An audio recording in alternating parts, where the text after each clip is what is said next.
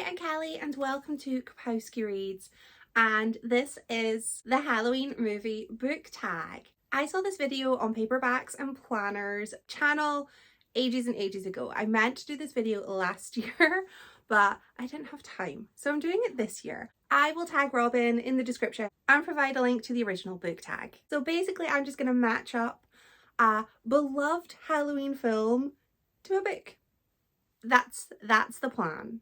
First up is Halloweentown. I love Halloweentown, and I love the fact that the main character in real life is in a relationship with one of the villains from the series. I think that's adorable. I love it. This is a book with a magical setting, so an excuse to rave about one of my favourites, Gods of Jade and Shadow by Silvia Moreno Garcia. This book takes place partially in the real world, but also partially in the underworld, which I'm going to count as a magical setting because I love this book and I want to recommend this book to anyone who hasn't already had to listen to me rave about it. It's actually one of my top 2 favourite Silvia Moreno Garcia books and I highly recommend. Next is The Sanderson Sisters from Hocus Pocus, and this is a book featuring a revenge plot. I love a revenge plot, and I think my favourite revenge plot that I've read recently, as in like this year, is in The Poisons We Drink by Bethany Baptiste. It's a chonker, but it is 100% worth it. I didn't even realise how long the book was while I was reading it. I never wanted it to end, and it broke me. I sobbed, I ugly sobbed. I actually may have stained some pages with my tears, but the revenge plot is exquisite and I love it so much, and I think that maybe you might too. Next is The Haunted Mansion, which I only watched for the first time last year. I know. I don't think that it was that huge in the UK, or maybe I just missed it. But this is, if you like this, try this. And I'm going to say, if you liked Rouge by Mona Awad, then I think you might like Natural Beauty by Ling Ling Huang. They both deal with sort of horror, beauty related horror, and they both leave you a little, what did I just read? I think they have a similar kind of vibe, so if you love this, you're gonna love this, and vice versa as well. Next we have The Addams Family. I always was so jealous of their house, and I mean, who didn't want a romance like Morticia and Gomez? It's adorable. This is a book with family drama. A Proposal They Can't Refuse by Natalie Kanya. This has meddling grandfathers who are just trying to get their silly little grandkids to just finally realise that they're in love with each other.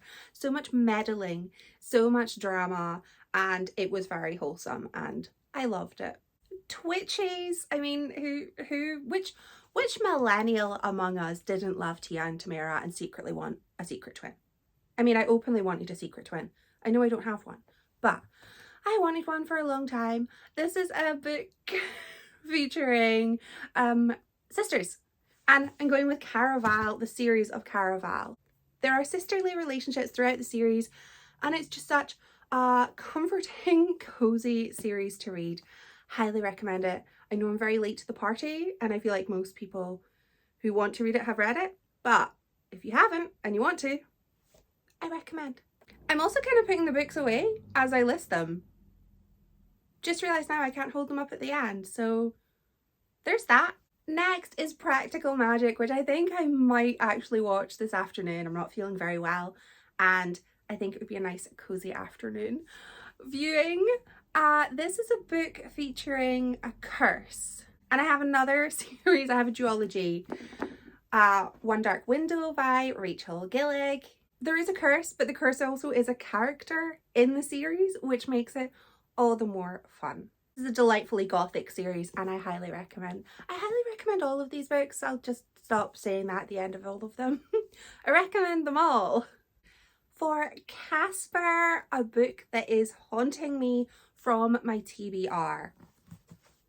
Jonathan Strange and Mr. Norrell by Susanna Clarke.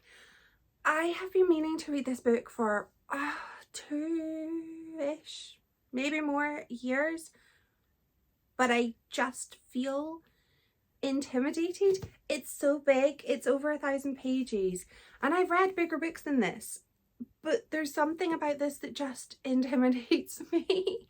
And I think what it is I don't know anyone who's loved it. I know people who have liked it, and I know a lot of people who have disliked it, and I'm just a little apprehensive about starting a book because I struggle sometimes to DNF. So what if I start it and I don't like it, and then I'm with it for 1,006 pages? I will read it, but I need to work up to it. Clue, a twist I didn't see coming. I love Cluedo. I have seen Clue a couple of times, but Cluedo is one of my favourite board games to play. It's called Cluedo in the UK, but in the US I believe it's called Clue. Biggest twist that I'm still not over is in the Nightmareverse series. It is the twist that comes in the final book, A Crown So Cursed. I know. It saddens me that I couldn't get the UK paperback of this, but I live in hope that one day I will. If not, I'm going to have to get the US hardbacks for the first two, because this is one of my favourite series. I did not see the twist coming. I gasped. I was shooketh. I did not know. I could not have fathomed. I had all these ideas and theories, and I was wrong. I was so wrong, and I was just, yeah, still not over it. This series is exquisite also. Beetlejuice, a book featuring the undead. What a wonderful opportunity to suggest Carmilla by Sheridan Le Fanu. This is thought of to be the book that inspired Dracula, and it's such a short little novella, but it's so good, and it doesn't get nearly as much love as I think it should. For Tim Burton, this was an author series book that I associate with Halloween, with the Vampire Genevieve series by Kim Newman / Jack Yeovil. This is a Warhammer collection, and they're all sprayed edges, and they're so pretty. I have the big bind up, well, my boyfriend does it downstairs, and it's all of the books together, but it doesn't have sprayed edges, and these ones, you know, they're just prettier. So, and also a bigger font.